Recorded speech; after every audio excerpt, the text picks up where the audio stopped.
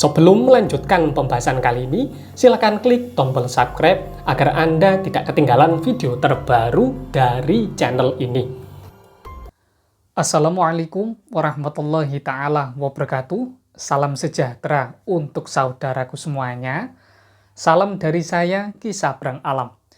Di kesempatan kali ini, saya ingin menjawab mengenai beberapa komentar yang ada dalam video saya yang ada di YouTube. Namun, sebelum saya membahas akan hal tersebut, saya meminta kepada Sang Yang Sejati, Gusti Allah Subhanahu wa Ta'ala, agar senantiasa melimpahkan akan kenikmatan, kerejekian, dan apa yang menjadi hajat bagi saudara kesemuanya dikabulkan oleh Sang Yang Sejati, Gusti Allah Subhanahu wa Ta'ala.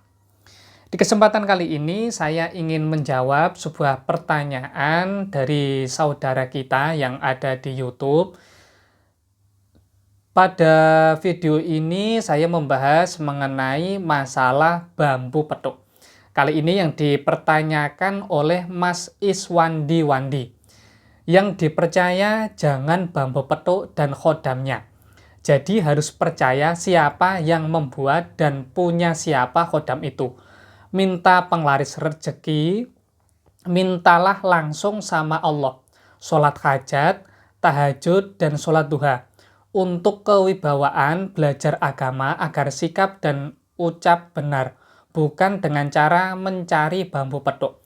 Kalau percaya sama bambu petuk, 1 poin Anda sudah kena muslihat setan. Ya, saya berterima kasih karena Mas Iswandi Wandi sudah berkenan untuk meluangkan waktunya untuk berkomentar di video saya. Begini, untuk jawaban dari Mas Iswandi Wandi, hal tersebut benar sekali. Namun, Mas Iswandi ini harus memahami terlebih dahulu. Yang pertama, kepercayaan mengenai masalah bambu petuk ini merupakan kepercayaan turun-temurun dari mbah buyut kita. Dan kepercayaan ini tidak langsung bisa kita penggal, langsung kita hilangkan begitu saja. Pada kenyataannya masih ada orang yang percaya adanya khodam. Kalau kita langsung menyatakan bahwasanya khodam itu tidak ada, kenyataannya khodam itu memang dipelajari oleh beberapa pakar spiritual yang ada di Jawa. Dan khodam itu dalam beberapa kitab memang ada, karena khodam itu mempunyai makna pembantu. Pembantu dalam dimensi spiritual. Untuk Mas Iswandi, saya berterima kasih. Namun begini Mas, banyak sekali orang yang datang ke tempat praktek saya, itu karena mereka bingung. Bingungnya karena apa? Karena mereka jauh dari Allah Subhanahu wa Ta'ala. Jadi, cara berpikir mereka itu tidak bisa cara berpikir yang benar sesuai dengan kaidah Al-Quran dan juga Al-Hadis. Makanya saya memberikan ataupun mengajarkan hukum tahapan. Ingat, saya mengajarkan hukum tahapan, bukan hukum terapan. Hukum terapan itu merupakan hukum yang pasti dan harus dijalankan sesuai dengan Al-Quran dan Al-Hadis. Kalau semua klien yang datang ke tempat saya langsung ajarkan hukum terapan, bukan hukum tahapan dahulu, mereka pastinya akan bingung. Mereka pastinya pikirannya akan kacau. Dan pikirannya ketika kacau, apakah langsung bisa diarahkan sama Gusti Allah? Jawabannya tidak bisa. Ketika saya menolak untuk membimbing mereka, pastinya mereka mencari pakar spiritual lain. Iya, kalau pakar spiritual lain tersebut merupakan pakar spiritual yang bertanggung jawab. Karena kebanyakan dari, mohon maaf, pakar spiritual di luaran sana yang mengaku pakar spiritual, mereka itu merupakan oknum. Mereka tidak bertanggung jawab kepada kliennya.